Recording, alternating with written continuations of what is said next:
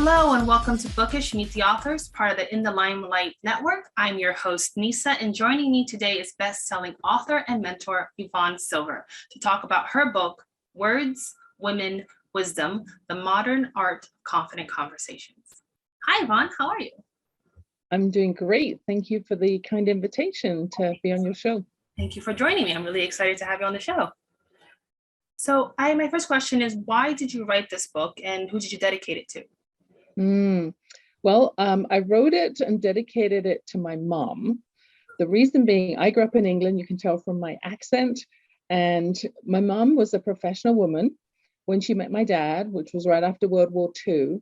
And he came back from the war, he got a bullet in Dunkirk, came back from the war, and he had PTSD.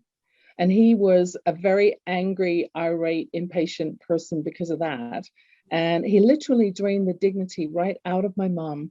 He took away her power with his belittling and criticisms all the time. And he literally drained her dignity. And he even took the car keys at one point, wouldn't let her drive.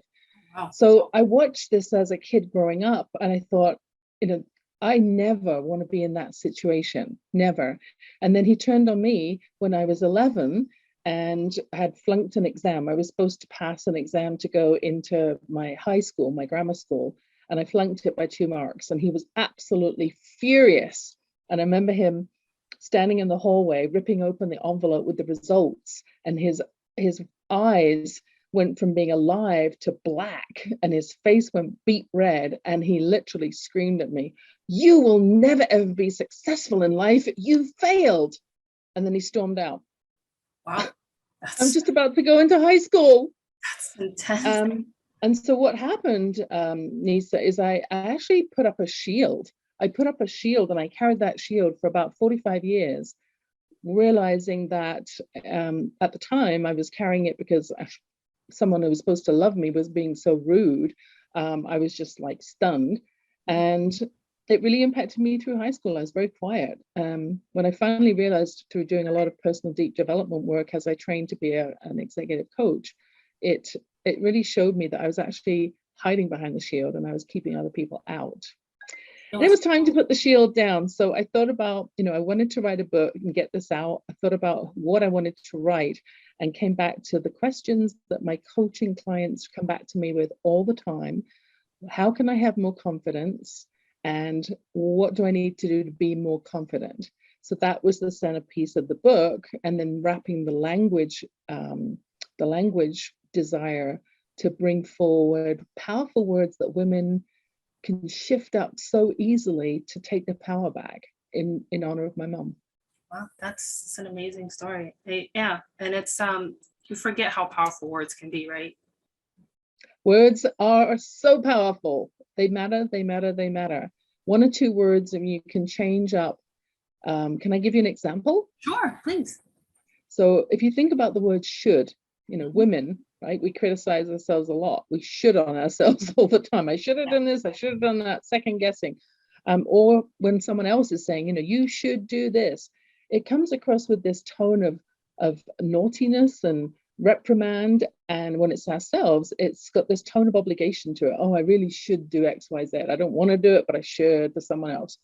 Whereas if you change that word up to could, it shifts the energy completely. I'm trained in Reiki, by the way, Reiki level 2 energy work as well. So it shifts the energy from being one of obligation to one of possibility and choice, just by shifting one word that sounds so similar, should to could. Yeah. But it's very, very different. I could because I want to, I'm choosing.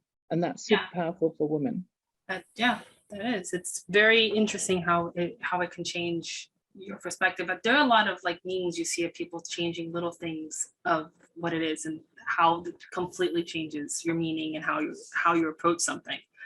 Yeah.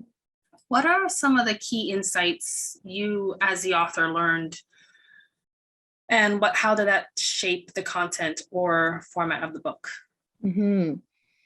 Well, as I mentioned, it was written really for my clients because I was telling them the same techniques over and over and over again, with 30 years of business experience, working originally in a retail store when I was 12, and then moving into an administration secretarial role, and then into sales, and then coming over to Canada, where I am now, Calgary, Alberta, and expanding on that administration HR sort of component in my first company I was hired at as a tech startup here. And it seems like I've been helping women in particular for years with language, interviewing and hiring. I had an senior HR roles for a number of years. And so the executive coach certification I took 10 years ago was an extension of being able to really help people, women in particular, step into their potential. And the language is absolutely key. What I realized writing the book and coming up with those 40 different words and word concepts to help women have more powerful language and elevate their results is that the words are a reflection of how we feel about ourselves. They're the external communication, but it's our self-regard and how we are self-aware, all of those pieces, which is what I actually get to work on in my coaching, because we go much deeper. But the words are very often the signal to say, I really need to explore how I can show up more powerfully in the world, period. That's something women have been struggling with for a very long time, right? It's also kind of a bit of imposter syndrome too, right? Must be mixed in. Absolutely. Women suffer from imposter syndrome. As I mentioned, we criticize ourselves, we disown ourselves. I think that's because women overall have a different approach, especially in business, because we care deeply. We're nurturers by nature. It's part of our DNA. That's why we're moms. We care about the impact of how things land with people. We want to communicate clearly. We want to show that we care, that we listened, and then we acted on that information. So we look at things differently, and the words part of it is just so powerful. And when you start appreciating how you can use your language more effectively, it's super, super powerful. Wouldn't it also be the same thing of like women have to feel like they have to be more careful about being more assertive and things like that, because when a man does it, it's perceived one way, but if a woman does it, completely different. If a woman raises her voice, it's very different from a man raising a voice. If a woman gets mad, it's very different from a man when he gets annoyed. It is. And especially if women end up in tears in a meeting, right? Very often their audience doesn't know how to handle that. Yeah. So one of the sign of weakness. And it is considered a sign of weakness, where really it's emotion flowing. That's all it is. And frustration very often. So in the book, I've got 175 different references. I interviewed 13 confident and influential women and included their nuggets of information in the book, as well as my own stories, and 175 references. One of them is to a study that was done when they looked at the importance of your resonance. So as women, very often we get nervous and we get into this high-pitched kind of Minnie Mouse voice and we talk fast, which doesn't really show authority and credibility. And in the study I referenced, they actually looked at newscasters and the deep resonant tone that was also being used by politicians, and they gauged which people found more credible. The deeper the tone, the slower the conversation, the explanation, the more it had resonance, concreteness, and authority. And that's what women need to bring forward very often in business meetings. So one simple thing you can take away from today's session is, if you're nervous, pay attention to your tone, lower your tone, because that will give you the authority right away. That makes sense. It also makes me think of really old reference, but Kennedy and Reagan, like when they were on the radio, one sounded way more, I think Reagan sounded much more authoritative, but when you saw them visually, it was a whole different aspect. But it was, again, that voice. And if you were just listening to it, they had again, when TV happened, it changed the perception, but it's like you said, it was a voice that gave them a lot more authority. Yeah. That's good to know. The whole of the 8th chapter actually in the book is about when no words are even required. So it's how do you show up with credibility and authority and strength as a woman in, very often in a man's world without even saying anything. So some of the things that are in there, for example, are using the power pause and using silence, intentional energy, how to leverage the silence, presence and body language, wardrobe, right? How do you show up with authority as a woman? Well, just first of all, just put a jacket on, right? That in itself will elevate your presence and make you look like the leader that you are, just by having a jacket that has a collar. I mean, golf courses have this rule that you have to have a collar. You can't just wear a round crew neck t-shirt. You have to have a collar on the shirt. So golf shirts, again, it's raising the bar and looking at how do we still add some credibility to the game of golf, because it's a game that is very often used for networking, especially with men, and it's a higher prestigious game to play. So you don't want to show up in a t-shirt with holes, right? It's just not in sync with the whole game of golf. Yeah, so it's how you present yourself is very important. Yeah, makes sense. So you mentioned chapter 8. Is that the most important chapter, or is there another chapter you think is more important in the book, and why? Well, chapter 1 is how to change everyday language that trips women up. So we start in a place of really easily understanding things like the concept of space. Like, if you're going to read this book, you need to allow space for the material to be absorbed. So if you think about you and I, right, we go to our closet in the morning, what are we going to wear? If it's so jam-packed tightly with all of the things, some of which probably don't fit, they're not in trend, they've got a broken zipper, but the closet is jam-packed, you can't even see what you have to wear. So it's important to take those things out, to pare down, to create space. And I encourage women to do the same thing, to create a little bit of space to practice what I'm encouraging in the book, because every single word, all of the 40, has an action item section at the end to really try to bring it to life and help them to implement it. And that's the best way, obviously, to learn it. So chapter 1 is space, is the very first word. And then we look at the simple words: no, yes, why, but, and you. So I always encourage people to start there. There is an introduction that talks about the times that we're in, the Time's Up movement, how women really have come to the forefront, and now is the time to use your voice.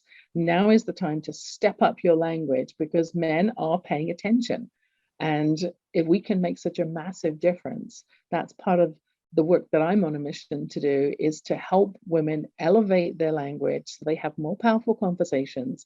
Yeah. They can ask for what they want and receive it, whether that's with their teenager or in business and sales mastery, and to have more success. Because when we have more success, we have more balance, more beach and family time. And that's really what women want, is more time with their family, knowing that they are being successful in other areas of their life.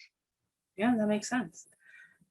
So speaking of language, words, what do your clients say are some of their biggest language barriers or opportunities, and how does your book support them to find those answers?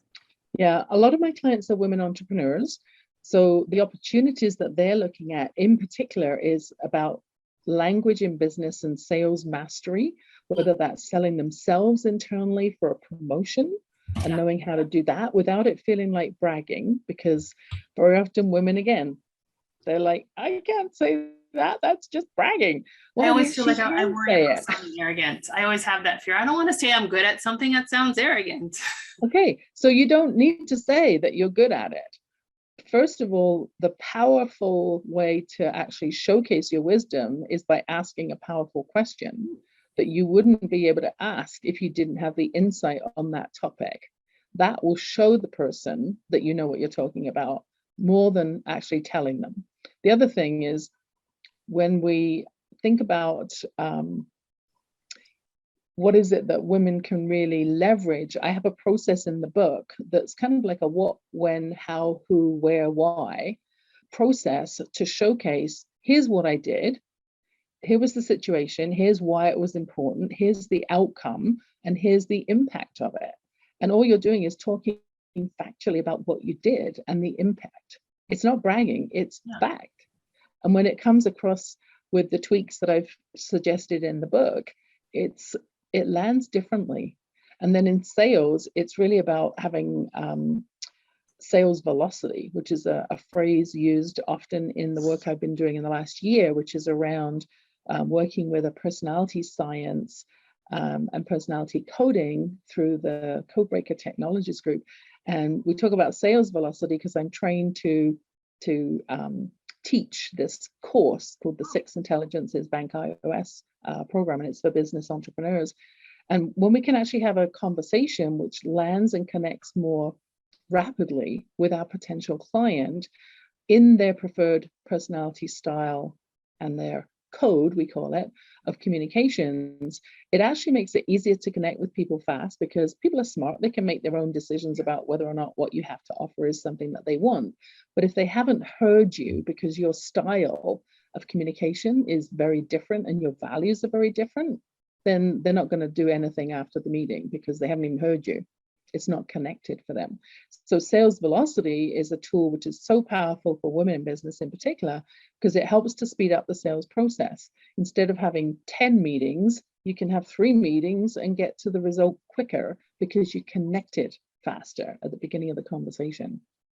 Yeah, so connecting with people is very important. Learning how to read those signs, and usually learning how to read the signs is actually it's actually a whole science, the bank personality coding science, and that is something that I'm happy to talk about or share a link to. It's super powerful, easy to understand. It takes 90 seconds to actually do the assessment, like 90 seconds literally, and it's very powerful in the communications realm, which is why it connects so nicely with the work I do around language, and especially supporting women, because women need to have the opportunity to be heard at the table in so many situations. I mean, we think about how much funding goes to women versus venture capital funding that goes to men. It's such a small percentage.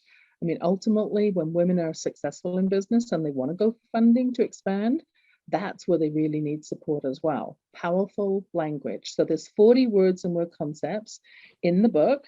And then I recorded again. This book actually hit bestseller November 1st, 2018. I recorded it on audio for the busy women on the go this summer. So that's available now as well. So the chapters are about changing up everyday language that trips women up. That's the first one. Asking for what you want and getting it. Elevating positive self-talk and confidence.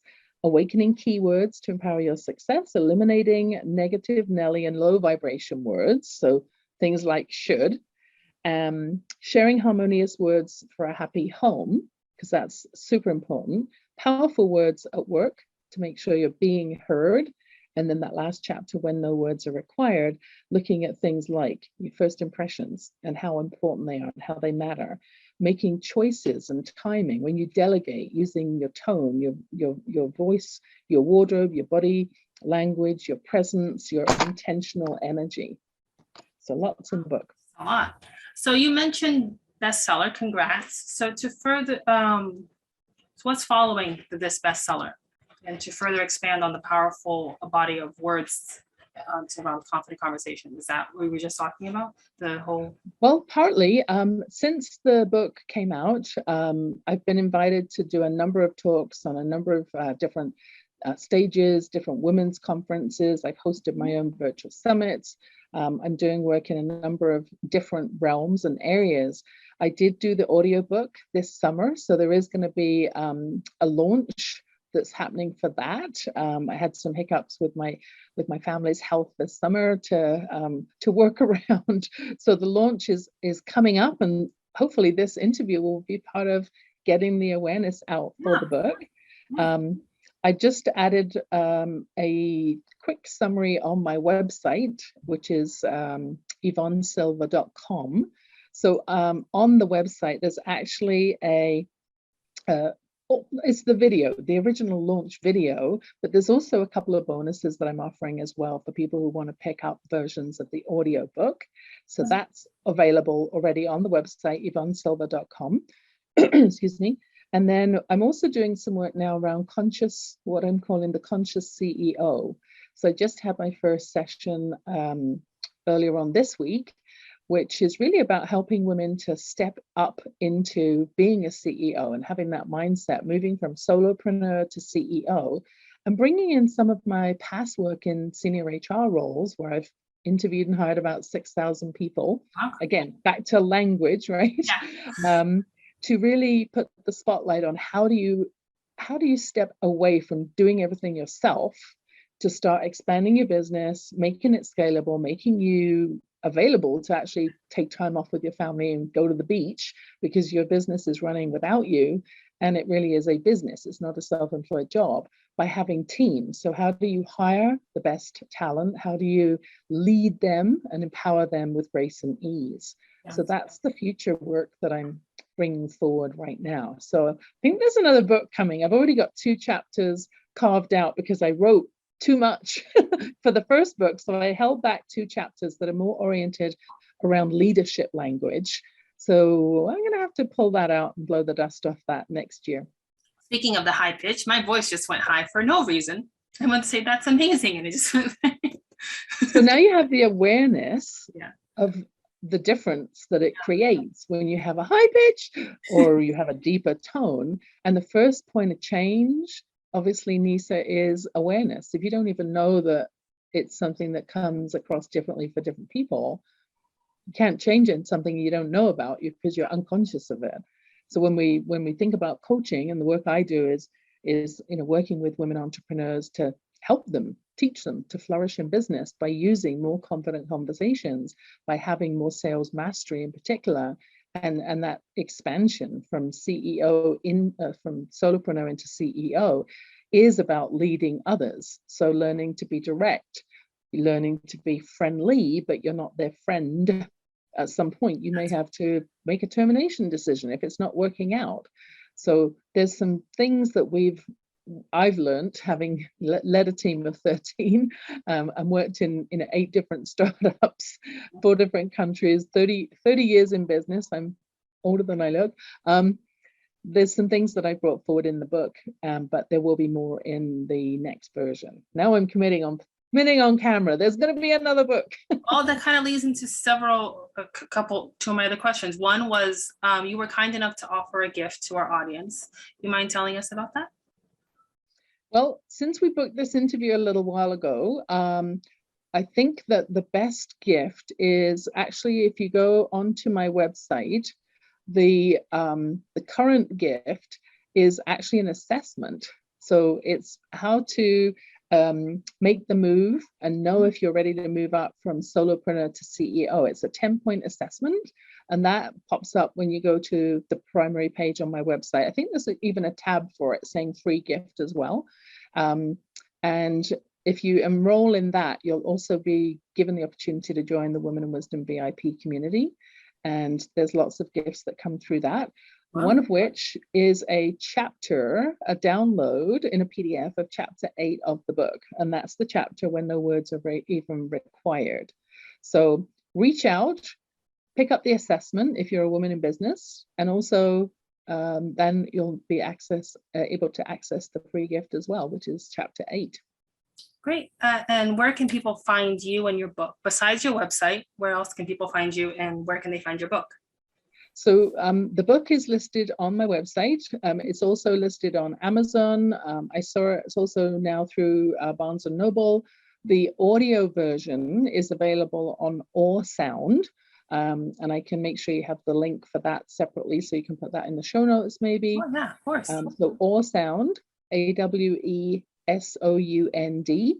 and Words, Women and Wisdom, the audiobook version, many hours, but you can break it up. You can listen, half an hour at a time, because it is the full book in my lilting English accent. I read it myself, so I hope you enjoy listening to that, because I really felt that I was the one who could put the emphasis on the things I felt the most important, as I'm telling stories that help embed the wisdom that's being shared in the book.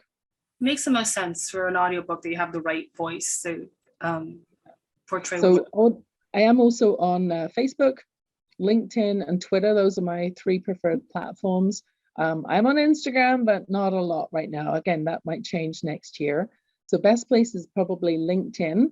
Look me up, Yvonne E.L. Silver. And I'm happy to connect with you there. That'd be great. And you also mentioned that you've done a few events. Do you have any events coming up soon? So I have another Conscious CEO masterclass, excuse me, which is coming up. And that one is coming up in January. Starting the year off with a bang. So it's January 13th at 10 a.m. in the morning.